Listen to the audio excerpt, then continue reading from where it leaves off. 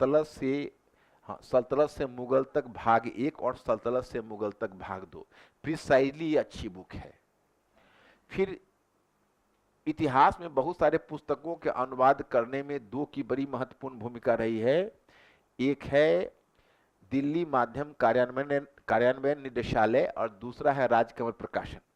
तो राजकमल प्रकाशन में इरफान हबीब ने के मतलब एक संपादित 11 वॉल्यूम में आ चुकी है, पतली पतली पतली पतली बुक, उसमें सारी इश्यूज को पकड़े हुए हैं।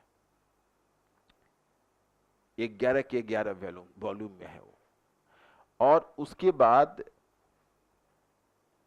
हरिश्चंद्र वर्मा जो हिंदी माध्यम निदेशालय है, उसको 2 वॉल्यूम में, एक सल्तनत का है एक मुगल का है। मुगल वाला वॉल्यूम तो और भी अच्छा लिखा है, सल्तनत वाला भी अच्छा है।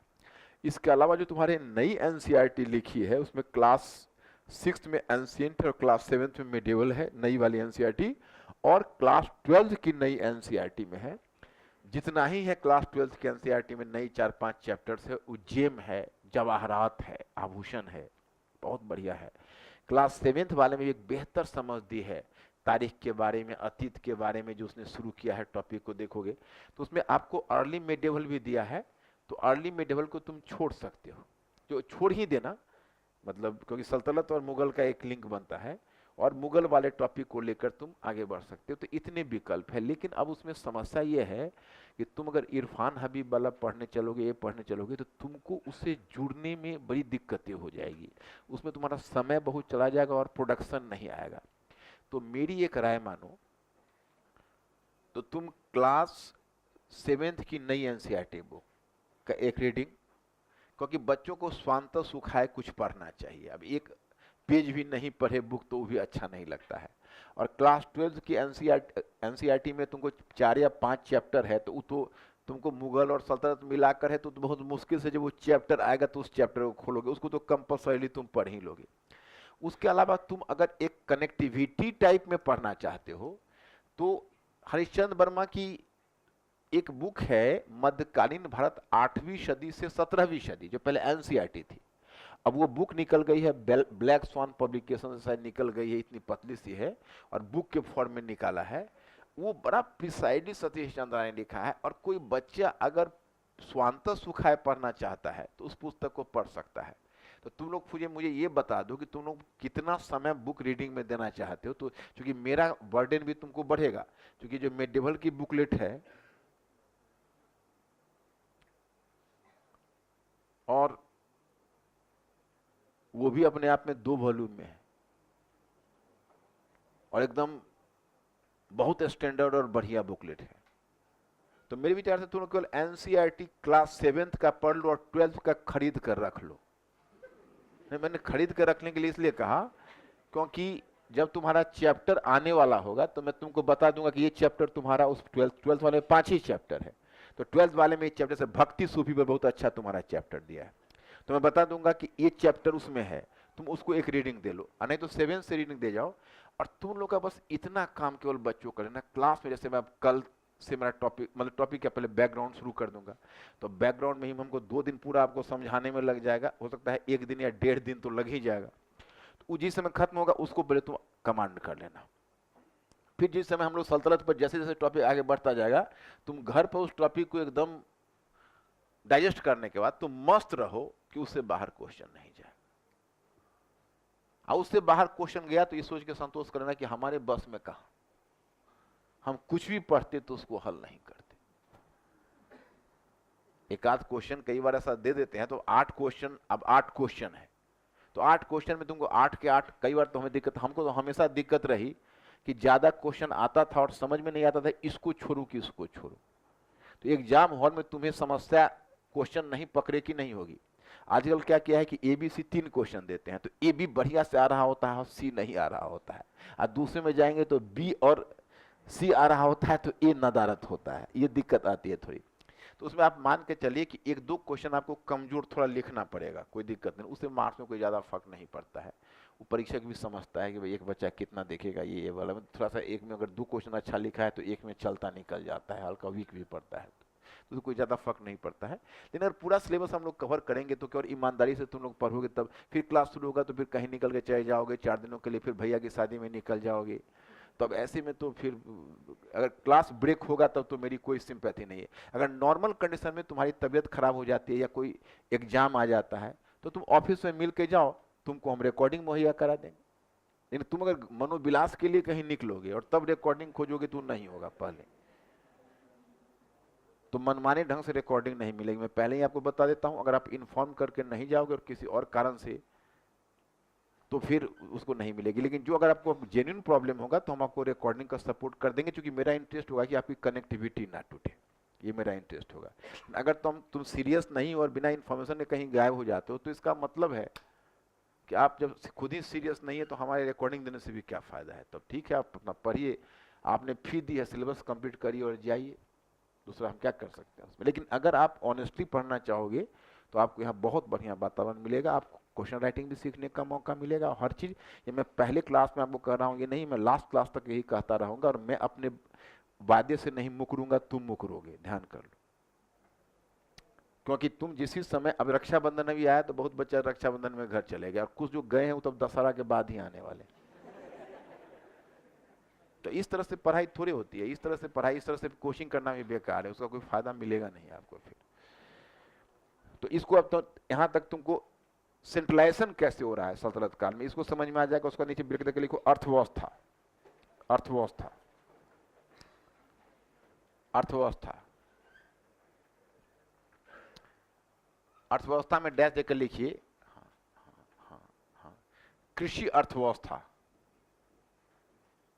हाँ कृषि अर्थव्यवस्था, कृषि अर्थव्यवस्था, और डैश दे दीजिए, डैश देकर लिखिए हाँ नवीन फसलों का आगमन, नवीन फसलों का आगमन। इस काल में नवीन फसलों का आगमन क्या है पता है आपको? हाँ मेहंदी और अफीम। कहां से पता किया था? अजय मेहंदी और अफीम, राइट। एंड देन कमा सिंचाई, हाँ हाँ सिंचाई की नवीन तकनीकी का विकास, सिंचाई की नवीन तकनीकी का विकास। अब देखो दो चीज बड़ा यूनिक सिंचाई में आया है, कौन कौन पता है? एक है फारसी चक्र और दूसरा है नहर। नहर सिंचाई मध्य एशिया के पैटर्न पर, और नहर सिंचाई इसी समय आया। इससे पहले आप नहर सिंचाई इंडिया में नहीं सुनोगे, ये तुर्कों ने ही लागू किया। ये मध्य एशिया के पैटर्न पर नहर सिंचाई आया, और सबसे पहला नहर बनाया है गयासुद्दीन तुगलक ने। गयासुद्दीन तुगलक ने पहला, और फिरोज शाह तुगलक ने नहरों का जाल बिछाया है, परंतु पहला नहर बनाया है गयासुद्दीन तुगलक ने। तो वहीं से तो नहर सिंचाई, और वहीं पर कॉमा देके लिखो हाँ, हाँ, हाँ, कि क्या सल्तनत काल में, क्या सल्तनत काल में कृषि क्रांति की अवधारणा तार्किक है? क्या सल्तनत काल में कृषि क्रांति की अवधारणा तार्किक है?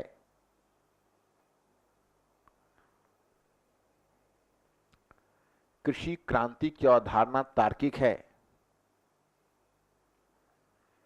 देखो कि ये अवधारणा जो दी है ये मोहम्मद हबीब ने दी है। मोहम्मद हबीब इरफान हबीब के पिताजी है, तो उन्होंने दो अवधारणा दी, एक कृषि क्रांति, हाँ सॉरी इसका दूसरा नाम भी है कृषि क्रांति अथवा ग्रामीण क्रांति कर दो। कृषि क्रांति अथवा ग्रामीण क्रांति की अवधारणा तार्किक है। ग्रामीण क्रांति की अवधारणा तार्किक है। ग्रामीण माने रूरल रेवोल्यूशन, और एक दो शब्द उसने दिया है, एक है ग्रामीण क्रांति और दूसरा शब्द उसने दिया है नगरीय क्रांति। तो नगरीय क्रांति दिया है जो क्या इस काल में नगरों का विकास हुआ। तो ये अवधारणा अपने आप में बड़ा विवादास्पद अवधारणा है, ये अवधारणा बड़े विवादास्पद अवधारणा है। तो इसको एक्सेप्टेंस नहीं है, इस अवधारणा को एक्सेप्टेंस नहीं है। जैसे अलाउद्दीन खिलजी ने भूमि सुधार किए, उस अवधारणा को, और एक अवधारणा तपन राय चौधरी और इरफान हबीब ने उठाया है। जैसे अब एक तर्क ये देते हैं कि भाई इस काल में किसानों के, जैसे तुम देखो ना 2015 2016 का एक क्वेश्चन है कि सुल्तानों के द्वारा जो किए गए आर्थिक सुधार से जन सामान्य को क्या लाभ मिला। ये क्वेश्चन है कि सुल्तानों के द्वारा आर्थिक सुधार से जन सामान्य को क्या लाभ मिला। इसको सोदाहरण स्पष्ट कीजिए। तो अब जन सामान्य को क्या लाभ मिला, इसको सोदाहरण स्पष्ट कीजिए, तो आपको आना पड़ेगा। क्या अलाउद्दीन खिलजी ने भू राजस्व सुधार किए, उससे लाभ मिला। नवीन फसलों का आगमन हुआ, उससे लाभ मिला। अगर नहरों का विकास हुआ, उससे लाभ मिला। फारसी चक्र का प्रयोग हुआ, उससे लाभ मिला। भूमि सुधार हुआ, उससे लाभ मिला। या जो नवीन तकनीकी लेकर सुल्तान आए, चरखा, कर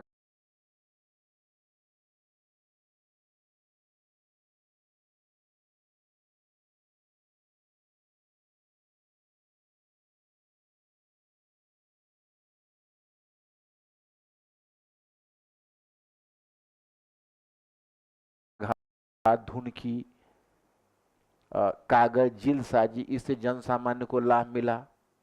समझ रहे हो कि नहीं। या जो नगरों का विकास हो रहा है, उससे जन सामान्य को लाभ मिला। तो एक बड़ा कितना एप्लाइड क्वेश्चन दिया है। जैसे अब अलाउद्दीन खिलजी के भूमि सुधार से जन सामान्य को लाभ नहीं मिलेगा, मध्यस्थ और बिचौलियों से हिस्सा वो जरूर छीनेगा, लेकिन वो हिस्सा खुद अपने में ले लेगा, वो राज्य का लाभ बढ़ा लेगा। कॉमन पीपुल का राजस्व कम नहीं करेगा, कॉमन पीपुल से 50% ले रहा है, ऊपर से घड़ी और चराई कर ले रहा है। तो इसलिए मोहम्मद हबीब ने जो कहा ये ग्रामीण क्रांति ला दी, तो इरफान हबीब ने उसको अस्वीकार कर दिया। इरफान हबीब ने कहा कि नहीं, ग्रामीण क्रांति नहीं है। ग्रामीण क्रांति तब होती जब मध्यस्थ और बिचौलियों को समाप्त करके किसानों की दशा सुधरती। तो किसानों की दशा तो सुधरी नहीं, तो ग्रामीण क्रांति कहां से आई। तो उस अवधारणा को अस्वीकार कर दिया। उसी प्रकार से उन्होंने नगरीय क्रांति की अवधारणा दी, तो नगरीय क्रांति की अवधारणा को भी अस्वीकृति मिल गई। नेक्स्ट वन पॉइंट दीजिएगा।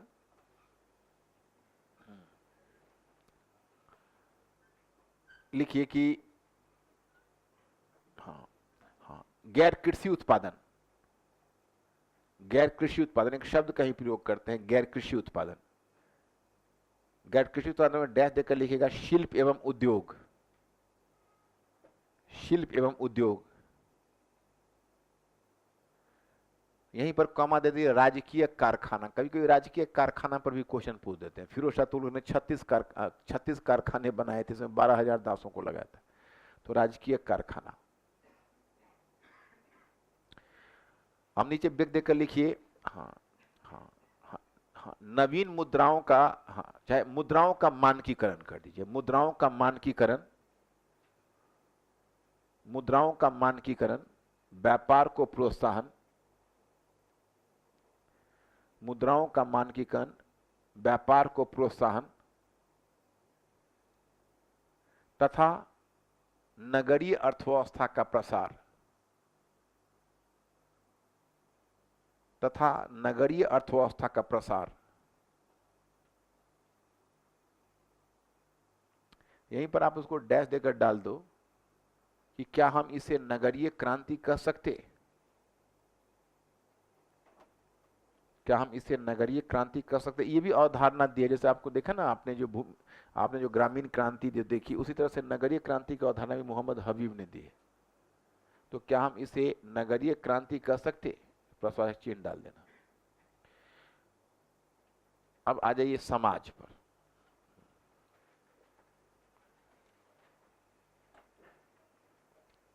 अर्थव्यवस्था में क्या लगता है, पूर्व काल से इस काल में अर्थव्यवस्था को गति मिली होगी या पतन हुआ होगा।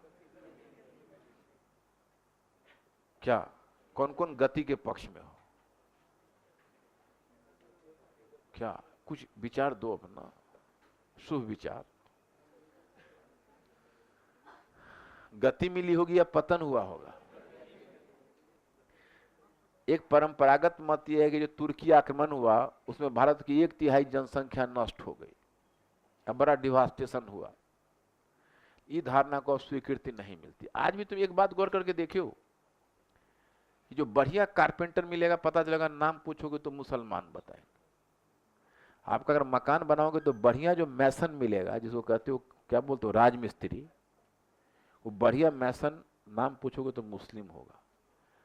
एक मुस्लिमों का तकनीकी के प्रति हिंदुओं से ज्यादा रुझान रहा था। वो वहीं से वो कल्चर आया था तुर्कों से, चरखा, करघा, धुन की, तो प्रोडक्शन को बढ़ाया है, तो इसलिए कुल मिलाकर तरक्की हुई।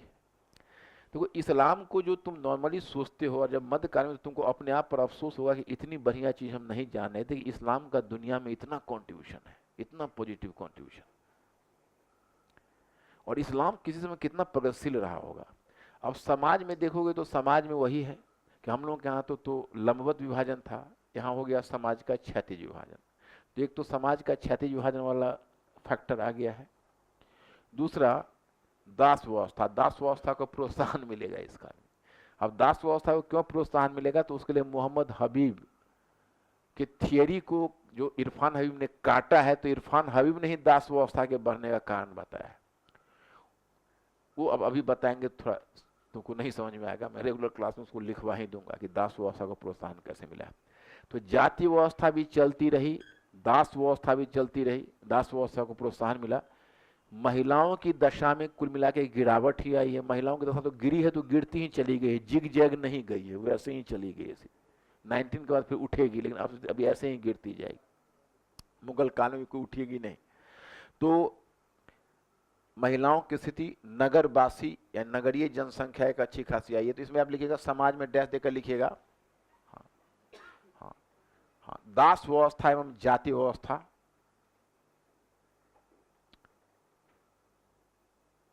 दास व्यवस्था एवं जाति व्यवस्था, कॉमा भारतीय समाज का क्षैतिज विभाजन। क्षैतिज समझते हो, भारतीय समाज का क्षैतिज विभाजन, क्षैतिज विभाजन, उसको ऑरिजेंटल, जैसे वर्टिकल होता है ना, ऑरिजेंटल यानी हिंदू एवं मुसलमान। हाँ, फिर कमा दीजिएगा, हाँ हाँ हाँ, स्त्रियों की दशा, स्त्रियों की दशा,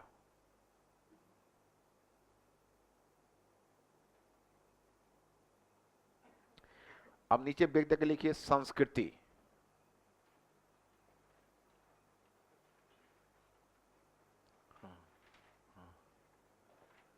संस्कृति।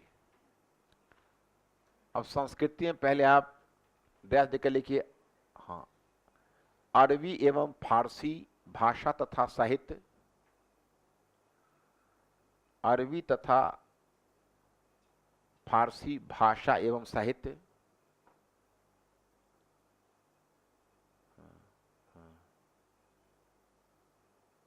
साहित्य, फिर कॉमा दीजिए, अच्छा हाँ, साहित्य, हाँ, तथा भारतीय भाषा साहित्य का विकास, भारतीय भाषा साहित्य का विकास,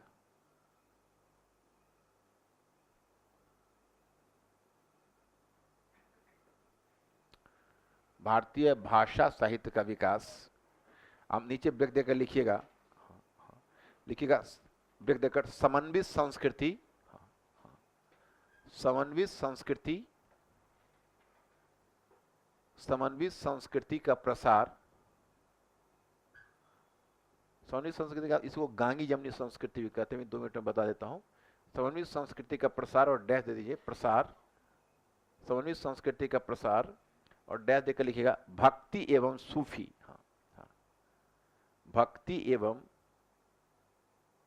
भक्ति एवं, हाँ हाँ हाँ हाँ, भक्ति एवं सूफी आंदोलन, भक्ति एवं सूफी आंदोलन,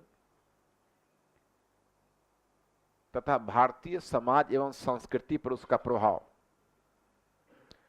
तथा भारतीय समाज एवं संस्कृति पर उसका प्रभाव, प्रभाव।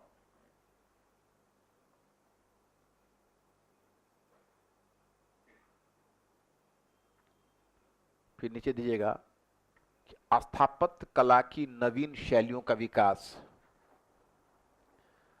स्थापत्य कला की नवीन शैलियों का विकास,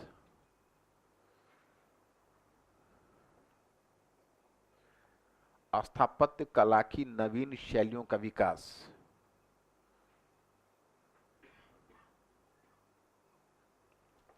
स्थापत्य कला की नवीन शैलियों का विकास। और फिर आप नीचे ब्रेक देकर लिखिएगा चित्रकला। आप देखो चित्रकला कहोगे भाई इस्लाम में तो चित्र बनाना वर्जित है, लेकिन पिछले 25 वर्षों से जो शोध हुआ है वो शोध बताते हैं कि नहीं, उस काल में चित्रकला के साक्ष्य मिले हैं। तो सल्तनतकालीन चित्रकला नवीन शोधों की उपज है, उसको हम नेग्लेक्ट नहीं कर सकते, क्योंकि कभी भी चित्रकला पूछ सकते हैं। तो आप लिखिएगा चित्रकला, हाँ हाँ, चित्रकला का विकास, चित्रकला का विकास। जैसे अब कई प्रमाण मिलते हैं, जैसे अब इल्तुतमिश के बारे में कहा जाता है जब खलीफा के जब दूत आए थे उसके दरबार में, तो उसके स्वागत के लिए उसने एक ऐसा गेटवे बनाया था, प्रवेश द्वार, जिस पर चित्र, बड़ा भव्य किस्म के चित्र बने थे। वो कौन लिखता है? तो मिनहाजुल सिराज लिखता है। मिनहाजुल सिराज कौन है? तो दरबारी लेखक रहा है नसीरुद्दीन मोहम्मद ने इल्तुतमिश के पुत्र के दरबार में, और उसने एक पुस्तक लिखी है तबकात ए नासिरी, पर्शियन टेक्स्ट है तो जाहिर है, तो उसने लिखा है। तो उसके है, या आप और भी कई उसका प्रमाण मिलता है, जैसे कहा जाता है फिरोज शाह तुगलक ने कुछ चित्रों को मिटवा दिया, तो चित्र थे तब तो मिटवाया। फिर कॉलीग्राफी भी एक महत्वपूर्ण, कॉलीग्राफी समझ तो सुलेखन, जैसे कुरान के बगल में चित्र बनाए जाते थे उसके चौथाई छोड़कर, तो वो सब चित्र का चर्चा है। तो सब हम बता देंगे, उसमें ज्यादा नहीं प्रमाण है, लेकिन जितना भी प्रमाण है नवीन शोध का नतीजा है, इसलिए हम नेग्लेक्ट नहीं कर सकते उसको। अब लास्ट में दे दो संगीत। हाँ, हाँ, हाँ, संगीत, हाँ हाँ, संगीत की नवीन शैलियों का विकास, संगीत की नवीन शैलियों का विकास, संगीत की नवीन शैलियों का विकास, नवीन शैलियों का विकास। अब देखो संगीत की जो नवीन शैलियों का विकास है, इसका मतलब है ईरानी शैली और ईरानी धुन और भारतीय धुन मिलाकर, और इसमें सबसे बड़ा योगदान है अमीर खुसरो का। अमीर खुसरो को वैसे भी कहा जाता है समन्वित संस्कृति, उस समन्वित संस्कृति की उपज है। देखो ये बड़ा इंटरेस्टिंग है, आप जो मुस्लिम शासन को पढ़ोगे, अब मैं इतना पहले कवर करवा दूंगा तब मुगल में घुसूंगा, नहीं तो आप लोगों का दिमाग फिर उधर उलझ जाएगा। तो मैं पहले इतना कवर करवा दूंगा आपको, और ये जितनी बातें हैं आपको, जिसपे आपको क्वेश्चन नहीं बनते और प्रीवियस ईयर का सारा क्वेश्चन उलट के देख लेना, आपको काम की चीजें मैं क्लास में ही स्मरण करवा दूंगा, बशर्ते आप केवल मेरे सुझाव को मानो और बड़ी कड़ाई से उसका, समझ रहे हो? जैसे देखो आप समन्वित संस्कृति, इस सब का आपको फायदा, जैसे आप दूसरे खंड में हम, हमारा 1-2 क्लास बचा हुआ है, तो उसको हम 1-2 दिन उसके लिए मैंने अपना टाइम ईयर मार्क किया हुआ है। तो उसी प्रकार से जब उसमें, जब मैं लास्ट में जब संस्कृति वाले खंड 2 पर भी आता हूं, तो उसमें कैसे भारत में एक मिलीजुली संस्कृति का विकास हो रहा है वो बच्चों को उसको समझाता हूं। उसी प्रकार से जब सल्तनत तुम्हारा समाप्त हो रहा होगा, तो इसका क्या इंप्लीकेशन है आगे। अब देखो यही इंप्लीकेशन तुम समझो कि अगर जिन्ना ने अगर ये बात 20वीं सदी में कही, या जिन्ना हो या सावरकर हो, कि हिंदू और मुसलमान दोनों 2 राष्ट्र हैं, तो इस आधार पर इसका खंडन किया जाता है कि देखो हिंदुस्तान में लगभग 1100 वर्षों तक साथ साथ रहते हुए, 1100 वर्षों तक साथ साथ रहते हुए हिंदू और मुसलमानों ने मिलकर समन्वित संस्कृति बनाई है, समन्वित संस्कृति का विकास किया है। ये समन्वित संस्कृति तुम डेली लाइफ में फील करोगे। मैं एक बार मैं आपको बता रहा हूं, तुम डेली लाइफ में, क्योंकि आप पढ़ाई का मतलब होता है read, feel and think. Daily life में मैं एक बार गया एक ग्रामीण क्षेत्र में, हमारे ही इलाके में, एक दूर जा रहे थे हाईवेज पर, तो कहीं पर आगे जाम लगा हुआ, तो वहां पर गाड़ी रुक गई, तो हमने पेट्रोल पंप पर एक गाड़ी लगा दी और अपना इंतजार कर रहा था कि कब रूट खाली हो। तो मैंने देखा कि सामने हाईवेज के उस पार एक पीर बाबा का मजार था, और इस तरफ एक हनुमान जी का मंदिर था। फिर देखा कि वो मजार पर से जो उलेमा जो है माथे पर बांधा हुआ था, और हनुमान जी के मंदिर वाला त्रिपुर चंदन करके बैठा हुआ था। तो मैंने देखा कि जो हनुमान जी के जो वो जो साधु थे जो त्रिपुर चंदन करके बैठे हुए थे, अपना गांजे का चिलम निकाला और गांजा बनाया। गांजा समझते हो ना? और उसको चिलम में रखा, और चिलम जब सुलगाया तो उधर से, और इस सुलगा के उधर से आवाज दिया आ जाइयो, कुछ अपना बोला लोकल लैंग्वेज में। तो देखे कि रोड क्रॉस करके जो उलेमा जो है वो गया हुआ, वो जाके बैठा और दोनों मिलके गांजा की धुन दे रहे हैं। तो हमको लगा कि अरे ये हनुमान जी के बगल में मंदिर है, सब कुछ है, छोटा सा ही मंदिर है। तो मुझे बड़ा बरबस हुआ, तो मैं पेट्रोल पंप पर एक उसका स्टाफ था, उसी को बुलाया, बोला कि ये सब क्या हो रहा है सब। तो वो हमको बड़ा इंटरेस्ट से बताया कि हाँ आपको नहीं पता है, सब जानते हैं। क्या जानते हैं? तो इधर हनुमान जी के मंदिर है, उधर पीर बाबा का मजार है। तो अगर कोई पीर बाबा की चादर चढ़ाने आता है तो जो बैठा हुआ है उलेमा, वो पहले कहता है पहले हनुमान जी का प्रसाद चढ़ा के आए हो? तो कहेगा नहीं, तो बोलेगा तब पीर बाबा नहीं ग्रहण करेंगे चादर। समझ रहे हो कि नहीं? हनुमान जी को प्रसाद चढ़ा के आओ तब पीर बाबा ग्रहण करेंगे। हमने कहा कि लोग कहाँ कहाँ शोध करते हैं। मेरे पास टाइम रहता, मैं कंपोजिट कल्चर का शोध करता, तो इस जगह का नाम भी बताता और फोटो देता कि पीर बाबा का मजारा, हनुमान जी का मंदिर। इसको कहते हैं समन्वित संस्कृति इंडिया का। जिसको अभी आपने प्रेमचंद की कोई रचना पढ़ी है, ईदगाह या कोई? उसमें तो सब हिंदू और मुस्लिम कैरेक्टर है, मोहसिन है ये, तो उसमें दो चार मुस्लिम कैरेक्टर को प्रेमचंद जरूर लाते हैं और गांव के जीवन में बताते हैं। मुहर्रम, बचपन में हम लोग को याद है कि मुहर्रम होता था तो उस दिन भी हम लोग उत्साहित रहते थे, क्योंकि खेलने का कुछ मौका मिलता था डंडा वंडा से। आप कुछ समझ नहीं रहे हैं। होली है तो होली में कोई नहीं, मुस्लिमों के भी शरीर पर रंग डाल रहे हैं, वो भी मस्त है, वो भी खेला। तो ये बेसिकली जो बचपन में हम लोग देखा अपने लाइफ में, तो समझ संस्कृति तो डे टू डे लाइफ में देखा कि भाई कुछ ये है। हम लोगों का मतलब याद है कि बचपन में हम लोग के गांव के लोगों ने, हिंदू लोगों ने पैसे खर्च करके मुस्लिम लोगों की मस्जिदें बनवाई थी। तो that was a complete culture of India. ये जो खुदा के लिए मूवी जो पाकिस्तान से आई, पहली मूवी जिसको इंडिया में एक्सेप्टेंस मिला, देखो ना उसमें कितना बढ़िया दिया है समन्वित संस्कृति का, कि ताजमहल के बारे में दिया है। मैंने बताया, कभी बताया होगा आपको कि जो ताजमहल है उस मूवी में, तो एक अमेरिकन लड़की पाकिस्तानी लड़का, वो अंग्रेजी से भी पढ़ा है, पाकिस्तानी लड़का से पूछता है कि from where are you coming from? तो बोलता है आई एम फ्रॉम पाकिस्तान। तो पहचानती नहीं है, पूछती कि वेयर इज पाकिस्तान सिचुएटेड? अब बताओ, बीच बीच में इमरान खान इस तरह बबेला करेगा तभी अमेरिकी लोग जानेंगे ना पाकिस्तान क्या है। तो पाकिस्तान क्या है, तो उसने कहा कि वेयर इज पाकिस्तान सिचुएटेड। तब उसको बड़ा थोड़ा ह्यूमिलिएशन हुआ, लेकिन सोचा कि भाई बताते हैं, क्योंकि इसका इंटरेस्ट था कि उस लड़की से टॉक्स हमारा चलता रहे किसी तरीके से। तो इसने क्या किया कि वो एक फ्रेंच फ्राइज का सामने खा रहा था, उसी का टुकड़ा निकाल के दिखाना शुरू किया, this is Iran, this is Afghanistan और दिस इज इंडिया लिख कहा, और बीच में पाकिस्तान को डालता कि इट इज पाकिस्तान। तभी तक वो लड़की उछल पड़ी, बोली oh India, that is a great country. अब ग्रेट कंट्री बोल दी तो इसको लगा कि अपना दाल तो पाकिस्तान के नाम पर गला नहीं, अब इंडिया के नाम पर ही गला लेते हैं कि किसी तरह से एक्सेस उसको पाना था। तो उसने कहा डू यू नो इंडिया? तो कहा yes, India is a great country, there the Taj Mahal is situated. तो ताजमहल इज सिचुएटेड कहा तो इसको और भी जान में जान आई। इसने कहा do you like Taj Mahal? Oh then I am just telling you a secret about Taj Mahal. Do you know a fact? Taj Mahal has been built by a Pakistani Shahjahan.